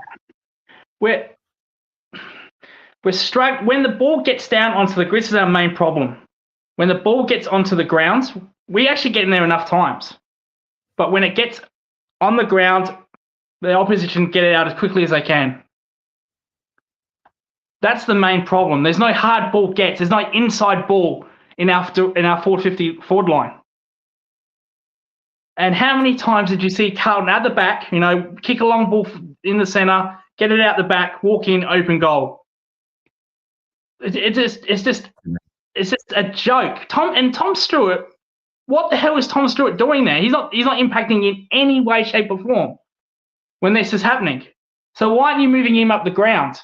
Another one I get so frustrated with is Cameron. I can't put Cameron in the best 3 today. All right, Cameron only needs 5-6 touches, but he's so frustrating. Look, at times he looks uninspired, doesn't care, doesn't seem to be interested, and then kicks 2 goals in 5 minutes. Look at tonight with the snaps. He missed 2 snaps in about 2 minutes of play. You're thinking, oh, come on, Cameron, for fuck's sake, can you do something? And then in the fourth quarter, kicks two goals, but it's too late. Stengel had a shot that he eats for breakfast every day. Just that snap around the corner on his right, 30 metres out, directly in front, every single time. But I could see as the ball struck his boot, he wasn't balanced there. Something was a bit off. So maybe he felt more rushed. Credit to Carlton. You've always got to credit your opposition. Carlton were pressuring us all night. And maybe Tyson was feeling a bit of that pressure. Maybe Jezza was feeling some of that pressure. But there's no doubt Carlton played great. There's no doubt about it. I'm not going to sit here and say, oh, well, Carlton got lucky, they got these. Well, no, they did not. They deserve to win. They deserve to absolutely kick our ass. But at the same time, what's there to be criticised, we have to criticise. We played poorly. This is probably our worst game in 5-6 years. I can't remember a worse loss than this. Maybe. Can I remind you of the Gold Coast game a few weeks ago? Well, we didn't. At least we didn't lose by what we did. At least we, at least we played a decent quarter of football in the first quarter. We, this is probably worse than the Fremantle loss in Geelong in the quarter final 10 years ago. Yeah, so which was a disastrous loss. That was, trust me, I couldn't believe that day. Thank you, Ross Lyon. But we were just pathetic today. No effort. There was no effort. Correction. The only one guy I felt really bad for was Dangerfield, because at least he'd give it a go. Now, he's never going to be a 25-30 disposal player ever again. But when he gets the ball, he bloody has a crack. He goes, he attacks the play, he wants to play on, he gets it in there. I admire what he does a lot. I thought Dempsey had a very good game. I'll do the votes, but he's in my votes. I thought Gary Roran, when he came on, was very good. I thought I thought he was one of our better players. He only played a quarter. Quarter and a half, I think roughly it was. But yeah, he was, for the time that he was on the ground, if you extrapolated that out across the whole game, he would have been the best, one of the best 3 players on the ground. Maybe Carlton had to, didn't care about him. Maybe he can't play Gary Rowan can't play a whole game of footy anymore. Maybe the club knows more about what he's capable of doing with his body at this point in time of his career. 2 other players that really concern me with their form. One's Ollie Henry. Now I know he's been injured. So there's Ollie Henry hater. They don't like Ollie Henry. I love Ollie Henry. When I go on media, I type Henry. But no, he's been horrible. Another one that's been horrible is our long sleeve favourite, Brad Close. Closey. I think he's had a horrible 3-4 weeks, not impacting whatsoever. And this is what I mean when you get the ground with the ball on the ground, they're not doing enough inside 50 pressure. Our pressure's been poor when it comes to our forwards. And that puts our midfielders in stress, and they just walk it out with ease. So there's no pressure. So if you're not kicking, I don't care if you're kicking 1 goal a week or 0 goals a week or 6 goals a week. I don't care. But if you're not putting in defensive pressure, that's the thing that's really upsetting me, really pissing me off with these players. Not putting in the pressure, and the ball's going out just as quick as it goes in. There's about a dozen things that is wrong with this club at the moment. Not the club, but the team, the AFL on the field. There's about a dozen things that are going wrong.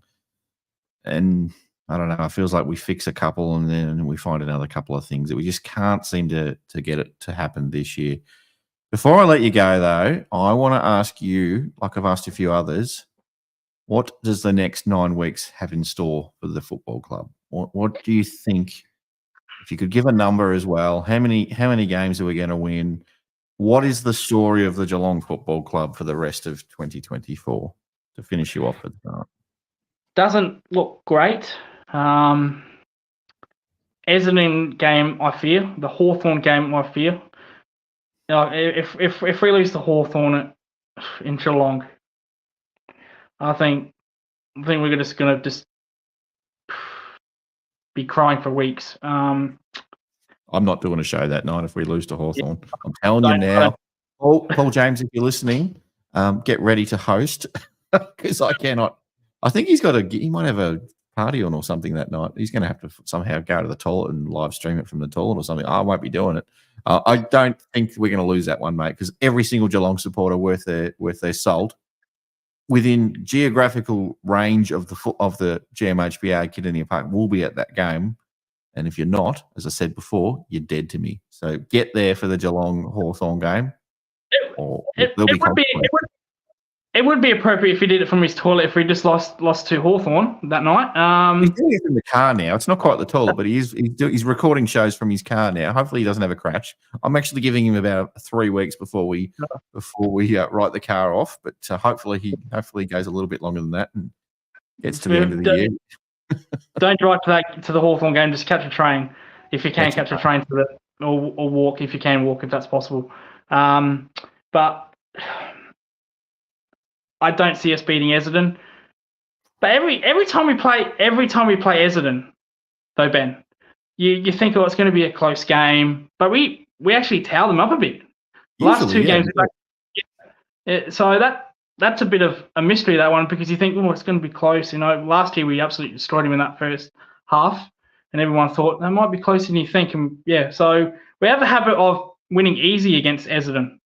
I don't think that will happen next week. I don't see that happening at all. Mate, it's doom and gloom. If it's not already doom and gloom, if we lose to Essendon next week, oh boy. I'll wait to the Hawthorn game. Can we make finals? Well, I think our draw is okay-ish. I think we play a lot of games at the back end in Geelong. Play North, play West Coast. I think, but then again, if you're thinking about the draw gets us over the line, you probably don't deserve to make finals anyway. If we're saying, the draw is this, we're going to get in because of the draw, you don't deserve to be there. But having said that, I think the draw will maybe get us in there. I don't think we'll beat Essendon, and that will be probably 1 week in 8 games. But it's just amazing we're still in the 8. You know what will happen? Do you know what will happen? And I'll get your response before you go. Yeah. Cats finish 5th on the ladder, and Giants finish 8th. We play the Giants at Kidinia Park, and we lose 5. We lose 5 in a row to the Giants at Kidinia Park. There you go, bang. I'd rather play that in Sydney, Ben. Let's play it in Sydney. Let's start the petition now. We're playing this game in Sydney. Cats v Giants. I don't care about. It was in the paper this week, or does paper still exist? They're talking about, interstate teams should get or Victorian teams should have to play a final interstate if the grand final is going to be in Victoria all the time. So maybe that's the one. If Geelong has to play GWS at Kidinia Park in an elimination final, we're playing this one in Canberra. I'm sorry, it is what it is. We're playing it in Canberra. Fill up your petrol tank, Cats fans. We're going to Canberra. Rug up. It's pretty cold up there, but that's just the way it's going to be. Lovely place, Canberra, capital. You get in spite of that, but no, just not. It's not doom and gloom. I'm not writing off the season yet. I'll wait till the Hawthorn game. Please do not lose that game against Hawthorn. I don't care if it's played in Tasman. I don't care if it's played in bloody China. Don't lose that game, because then that's going to not only put a red line through our name, but it's going to put a black, blue, red, green, everything through the line. Be very disastrous. But we'll wait and see next week, Essendon. We'll wait and see. Apologies for the ranting, for the swearing. Mate, ranting is what makes this show great. So don't ever apologize for a rant. In fact, dial it up another 10% if you can. We love a bit of rant. We love a bit of energy on the show. We love getting you on, mate. Appreciate it. Hopefully we'll get you on after we defeat Essendon. I know you're saying we won't, but we'll get you on after a win. I'll come on the show and say that I was happily wrong. I was very happily wrong. But thank you, Ben. Thank you, Kyrie and Ethan. Very good as always, you two are. But anyway, thank you very much, and apologise for the swearing. No, go for it. Go your hardest. Thanks, mate. All right, I've got time for one more guest on the show, and he's my old mate. About 40 years now, 35 years or so. His name is Renegade. I call him the Sim Dog. Welcome. How you going? What's up, brother? Mate, I don't know if you've been I don't know if you've been listening, but I am not flying. I'm not feeling great. But we've been talking a lot about the Hawthorn game. Start with this game, but I will bring you back around to your thoughts on playing the Hawks in a few weeks' time. Thoughts on tonight, though? As I've been listening to all these guys, I've been drinking. My AVB's been increasing. And you're not drinking your GT lager from Valhalla Brewing. You got to be drinking your GT lager from Valhalla Brewing. Feel free to send me some, brother. But as my AVV's been increasing, so as my anger, man. It's been as soon as I saw the first bounce and I saw Sam DeConing in the ruck, I thought, fuck me. This is not. Is that our best option in the ruck now? Is it Sam DeConing? Are you kidding me? This weekend, so why is tell me Conway's injured? Well, he's coming back from injury. Tell me he's injured and he couldn't play this week. He's playing this week. If he's fit, why is he not playing? Why is he not playing? I have no idea. I'm hoping you have ideas. Every time he's been in the team, he has given us something. He's given it what he's showing. I mean, he's ahead of Stanley. Shit, he's ahead of Sam DeConing, for God's sake. And what's Blitzarv's role now? Tell me Blitzarv's role in this team now. I don't know. I don't know a lot. No one knows. I don't know a lot about this football club at the moment. It's unrecognisable to me. I don't know what Blitzarv's is doing. I don't know what Tom Stewart's doing. I don't know who the hell Tom Hawkins is anymore. And Jezza, goodness me, he looks good sometimes, but then for the 80% of the game, he's just, I don't know what he's doing. But there's some problems at this football club. Jack Bowes was shit house tonight as well. Is Gary Rowan, he's got to start. I mean, he's got more heart than half the guys in this team right now. It's just a mess right now, isn't it? It's everything seems out of whack. Tom Stewart's getting tagged. I mean, I just look. I looked at this team. How do we salvage this piece of shit? Is it done? Should we just put it to bed? You know, you've got a couple of years ago, probably more than a couple of years ago now. I had a dog was very unwell, and yeah, I just had to make the tough call. To take it to the vet, and you know, maybe there's a couple of cats that need an appointment at the vet. It's time to time to say goodbye. Andre Botticelli. And I hate to say, but Hawkins, before I even got injured, it was painful to see him go down. He's so far past it now. It's just we're just hanging on for the last dregs of him right now. And I mean, the only thing we're hoping for now is he can kick another 4 goals and get to 800, because that's all he's got left for us. I hate to say it because he's been a beast for us for years, but I mean, you got to bite the bullet. You just can't carry guys like this anymore. I'm telling you, he's not getting 800 goals. He's not getting another 4 goals this year. Let's see where it comes from. We've got to see where that. Yeah, we've got to see why does he play again? Yeah, exactly. Why does he play again? I can't give you a reason why he would play again.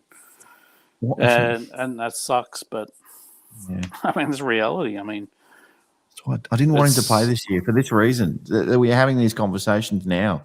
I didn't want to be having these conversations. I wanted him to go out. Yeah, we didn't make the finals last year, but and everyone's like, oh no, it was just a bad year. We'll come good. Everything will be fine. And maybe they'll got a little bit carried away with their premiership start. Yeah, I mean, there's no like you said, there's no reason for us to play him again. I don't know what this injury is going to be. Apparently, it's a foot or an ankle, or what. It seems like a foot. I mean, I'd love to see him get the 800 just for the sake of fucking 800. I mean, there's nothing wrong. There's nothing wrong with his heart. It's bigger than Farlap, but it's the foot's going to be an issue for him. He's not going to be able to run. He's already pretty slow. His fitness is going to drop off a little bit. Is he too proud to come back through the VFL? You can play for the VFL. No, he's not coming back through the VFL. You can't play in the VFL, but it's like, well, okay, so he's going to come in. Out you go, Shannon Neale. Tom Hawkins is back. He's done nothing while he was in the side, and now we've brought him back again. You can just wait till next year. It's like, oh, okay, fair enough. That's how you feel about me. Thanks, Geelong. Geelong, Tom Hawkins, but I don't know. I don't get me wrong. Love Tom Hawkins. I'm sure you do as well, and I think you said that anyway. Yeah. How do you handle these blokes when it's time to go? I know. I mean, it's never easy to retire them, but it's the right way to do it. A lot of guys have gone out, pretty gracefully. You go back to Scarlo, fucking Boris Enright, Kelly, Stevie J. I mean, Chappie. They all went out. On the way it was. I mean, we made the tough calls on them, not bringing most of those guys back. I mean, some of those guys went on to play with other clubs. I mean, with Tom Hawkins, Joshy boy, my man. But I mean, there is no reason that we can justify Tom playing in the 22 right now. For the last month, it's been a struggle. There's been a massive drop off from round 5 onwards. And we've got to make the call. Chris Scott's got to have the balls to just make the call. Like, Tom, we love you. Everything he's done. I mean, he's the game's record holder. We love him for everything he's done. He's been part of premierships. He's accomplished everything we could hope for. He's excelled in. I mean, we drafted him with high expectations and he's exceeded them. But I mean, there comes a time where you just say, you know what, we have to make the move. And you'd love to say, we'll drag it out to the end of the year, but I don't think we can. Not right now. I'll put something to you. You're the manager of a big team in an organisation, and no one else knows, but you're finishing up at the end of the year. But your bosses are telling you, and everyone's sort of giving you these indications. You've got to sack a few guys. You've got to sack a few blokes that you work with. But you're already out. You've already checked out. You're finishing up at the end. Do you really want to go out like that? Do you really if Chris Scott? I'll bring it back to Chris Scott. If he, in his mind, doesn't see himself, maybe he sees this as the end for him as well. Does he want to be the guy that tells Tom Hawkins, "You're done"? Does he want to tell Mitch Duncan, "You're done"? I'm sure he'd be okay telling Reece Stanley, but there's Zach Tui and. There's a bunch of guys. There's probably 2 or 3 others. There's as good as Gary Rowan was tonight. Does he have enough to go again for another year? Can you have those conversations with people when you yourself might be thinking that you're coming to the end as well? Everything he says publicly, I love the club. It's a great place to be. Why would I want to be anywhere else? But everybody also knows that you've got a limit when in a workplace. There's only so long you can stay somewhere. And maybe he's starting to ask himself those questions as well. Well, he has to make those decisions. He has to. I mean, if Chris Scott left at the end of the year, they're thinking that new coach is coming and saying, "Yeah, Tom Hawkins is going to be our full forward going forward." No way. No chance. No bloody chance in hell that's happening. Absolutely no chance. Same with Tui. Same with Duncan. We've got to make those tough calls right now. Simple as that. I mean, they suck. Straight away. Nobody wants to make that call. I mean, they're legends of the club. They're premiership players. They're going to go down in history as Geelong, legends. Simple as that. If Chris Scott calls you up, Simon, said, Simon, or Simdog, Renegade, I need to ask you a favour. Here's Tom Hawkins' number. Can you be the guy to ring him and tell him the bad news that it's over? Would you have the balls to call Tom Hawkins to tell him that? I don't know. I'd say, Scotty, you're a pussy, but I'll make the call. I'll tell you straight up. I mean, and I think he would accept it. If Tom Hawkins was told, mate. Who are you? Well, who are you? I'm the sim dog. I'm the sim dog. You know what? Listen, just shut up. This is the way it is. This is what's happening. We love you. We love what you've done. You're a premiership superstar. You've played more games than anyone. You've won more games than anyone. But my friend, the time has come. We're going to raise your jersey into the stand. We're not going to retire your number, but we're going to raise your number up into the stands. You're going to be a hero of the club. We'll name a bar after you in one of the stands. Thank you for everything. You're a legend. We'll never forget you. You're a Hall of Famer. May even be a legend one day. And you're going to go down in history. Your old man was a Geelong legend. You're a Geelong legend. History will continue. Your son will be a Geelong legend. So let's move on. Thank you for everything. I mean, you have to make those calls. I mean, in any sport, whatever it is. Tom starts to argue his point, and you just disconnect the call. There's no right of reply. I'll say, listen, you're talking to Sim Dog. This is the way it is. You fall in line, Tommy boy. Nah, but I mean, you have to make the call. It's tough. I mean, it's tough. Nobody wants to make it. No legends want to retire. I mean, no. Everyone believes they've got another year. But I think Tom would say, if he looked deep in himself, he would say, yes, the time is now. And I think he's going to make an announcement in the next 3 or 4 weeks. I can promise you that. He'll make a call in the next month that's game over. And he'll get all the accolades he deserves, and we'll all love him and thank him for everything. But, that's the time. It's just the way it is. I mean, Father Time is undefeated. That's right. I hope it's on his terms. And as I said, and I've said this so many times this year, and I keep getting accused of trying to retire Tom Hawkins. I said I didn't want this to happen to Tom, and it's everything that's going wrong. He's out of form, and now he's injured as well, and the Cats are struggling. And so there's a question about: are we picking you because you're a heart and soul player of this football club, and you've just bled for us, and you've given us so much? And is that the reason why you're getting a game now? I don't buy it for 1 second that he's offering all these other things that we just don't see. We're all idiots, and we just can't see it. That he's just, he's the decoy or whatever they're using, whatever they're saying. Like that's great. That's that's all nice. Blah blah blah. But you got to kick goals. You got to kick at least a couple of goals. And Tom Hawkins is not a decoy. He's not a decoy. He ain't no decoy. He ain't no Billy Brownless. Even though Billy would still kick 4 goals. Back in the day, Gary would have his 7 goals and Billy would kick his 4, and Gary Senior would get all your love and attention. Yeah, it's going to be a tough road, mate. I'll tell you what. It is. I mean, we're in the crossroads right now as a football club. Legends are going out, and it's a matter of what young blood we're going to bring in. I mean, Tanner Bruin was out tonight. I mean, we've seen his improvement. Jack Bowes was not good tonight, unfortunately. But, he's another guy who's hopefully going to be part of the future going forward. Ollie Dempsey, tremendous. I mean, the future's in his hands, I reckon. Going as a midfield, pushing forward. There are good pieces here for us. But, some of these guys, it's just natural. It's the way it is. Hawkins, Duncan, Tui, these kind of guys are going to have to make way in the next 12 months. And you know what? They're premiership stars, they're legends. We'll always remember them. But it's time for us. We've never gone through a rebuild, but I think in the next 12 months we might be looking at that. Well, maybe we will rebuild, maybe we won't. But either way, it's time to move some guys on now.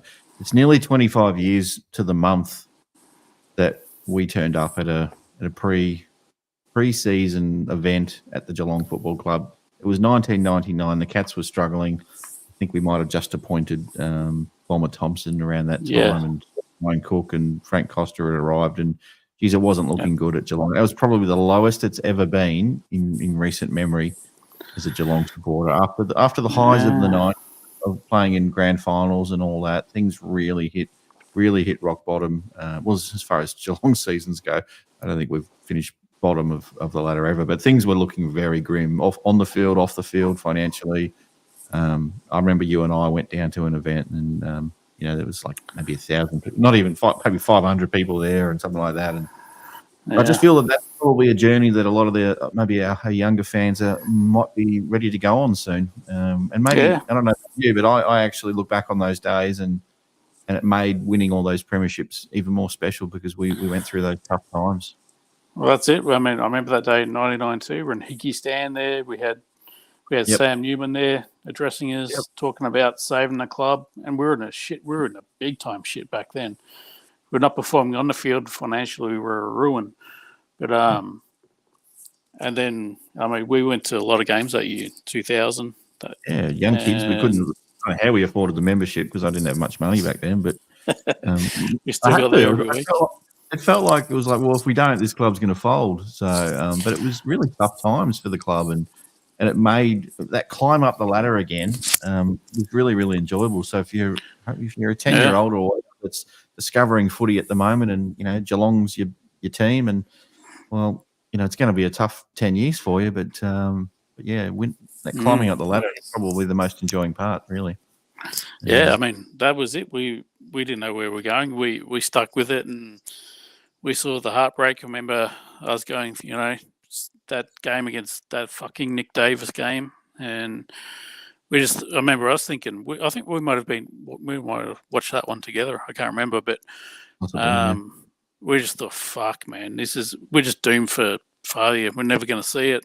We're going to see shit. We watched Sydney and West Coast win grand finals in 2007. I remember I was watching that 2007 grand final at your brother's house, and just, I remember that day. That's one of the greatest days I can remember, man. It was what we experienced that day. The high, it was, oh shit, man. It was incredible.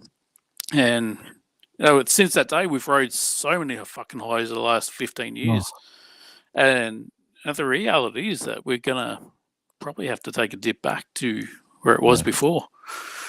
I guess when you don't win it, when you're not contending anymore, I don't mind seeing a team like Carlton have another crack. Like maybe done it. If you had asked me that in the 90s, I would have said no bloody chance. But that's what has gone on between now and 1995. But I hope Carlton goes pretty well this year. Hopefully they continue on the journey that they're on now. There's a few Carlton people that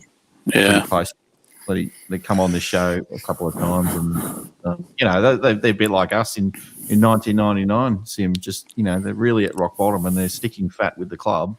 Hopefully, if we hit rock bottom, we're going to lose some Geelong supporters. Clearly, that happens when your team drops off. You lose some of those passengers. A lot of people on here tonight talking about passengers that playing for the Cats, but there's definitely some passenger supporters as well.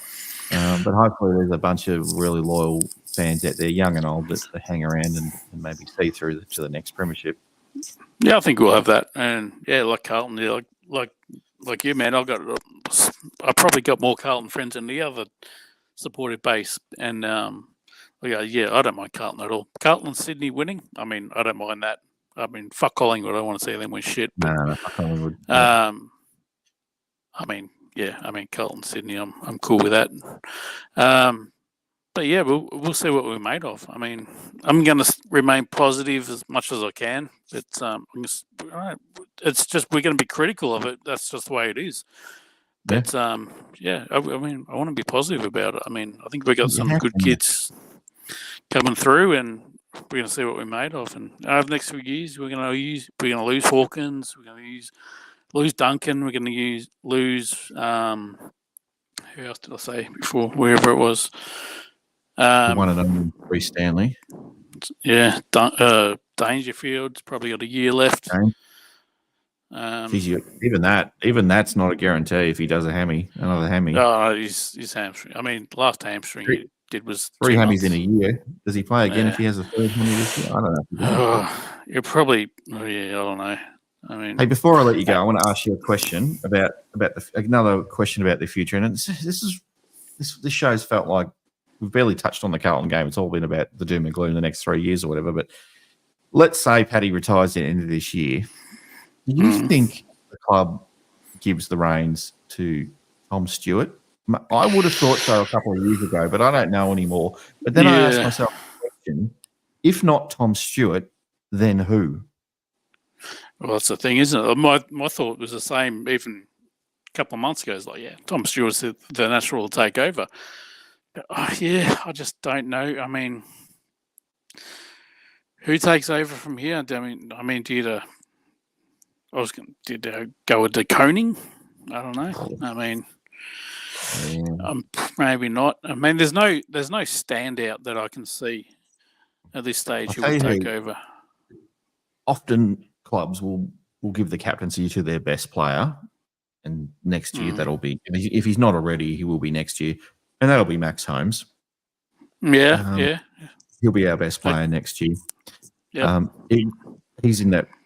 Probably a bit too young for it, which is not why I'm not sold on the idea of it. I would have loved to have given it to Tom Atkins, but I see Tom Atkins maybe a 170-game career player, and I think he's had a good run at it, but I don't think he's going to be here for 300 games or anything like that. I feel like Tom's got another 3-4 years in the system, and he is pretty much one of my favourite players, if not one of.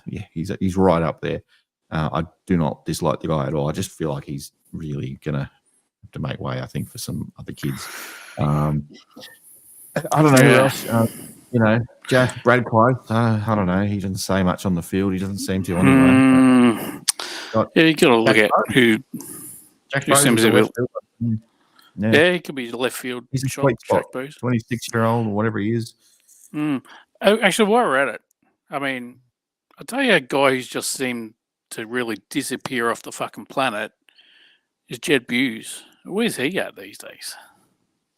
Look, he's probably the one player that Chris Scott didn't seem to have an issue putting in the VFL. It just seems like every other premiership star, they were untouchable. But Jed Buse was like, well, Jed, you're not quite in their best 22, and then you think, oh well, Jed, he'll come in round 3, round 4, whatever. He'll get his chances, and then if he plays well enough, he'll keep his spot. But he's just been never given it, and now it's like, well, he almost seems resigned to it now. And just watching him sing the song in the VFL after the game the other day, just seemed happy and just content, and accepted his. He just had that look on his face like he was okay with it. Maybe he's not. That's just the way I look at it. Gary Rowan's an absolute champion, though. He was talking about loving playing in the VFL. And seems like he's totally okay wearing the substitute vest. I love that bloke. He's got the right attitude. Yeah, I saw him this week actually. I was down Geelong and I popped down, had to take it in, go and look at those premiership cups just to get my heart rate back up. And saw Gazza there. But I mean, you could even throw Ollie Dempsey as a potential future captain in this team. I mean, I don't know. It's going to be. I'll tell you a guy I'm not thrilled with. I'll struggle to see how he gets a game is Oshie Mullen. I mean, his decision making and disposal is very, very, very, very, very questionable. Yeah. I'm not convinced on him at all. I can't see why he gets a game ahead of Jed. Do you know what? He'll get dropped next week, but the older guys will keep their spot. It'll be out you go, Oisin Mullen. The fans have been demanding we play some young kids, so we're going to drop a young kid so we can play a young kid. We're not going to drop some of the older boys. But there'll be a few players that were managed this week that will probably come back, like Reece Stanley or Stanley Toby will be Conway. back. Please be Conway. Please bring back Conway. For fuck's There'll be some sake. players that'll come in. Yeah. Who were your best 3 on the ground? Have you already told me your best 3 before I let you go? I haven't. Max was probably there. Who else would I say? Let me see. Myers, maybe? Not Oisin Mullen. Not Hawkins. No, fuck really? no. Hawkins, please. That was as painful as a game I've ever seen from Hawkins. Even before he got injured, he could not get a sniff of it.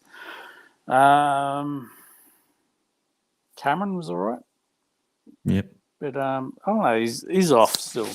Even though he played well, he had probably 20-odd and 3 goals. But you just it's not like he was last year, the year before. Brad Close. If Brad Close had 3 goals and had 16 touches, we'd be giving him 3 votes. But Jeremy Cameron, we the bar is set much higher for Jeremy. It is. 3 and 16.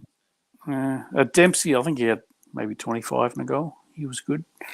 They're probably, I'll say Maxi, Dempsey, and Cameron.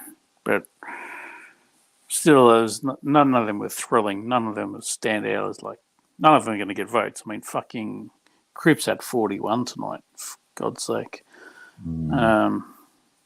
So, yeah, I mean, what do you do? Oh, well.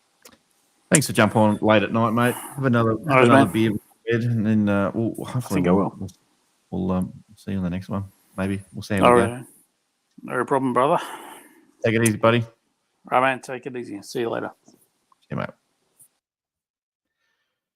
All right, everyone. Thank you for joining me on Postgame Live again. Apology on behalf of the football club. I'm not part of the football club, but apology on behalf of the Geelong Cats community for that performance tonight and that performances over the last 7 weeks. It's not been what we've wanted.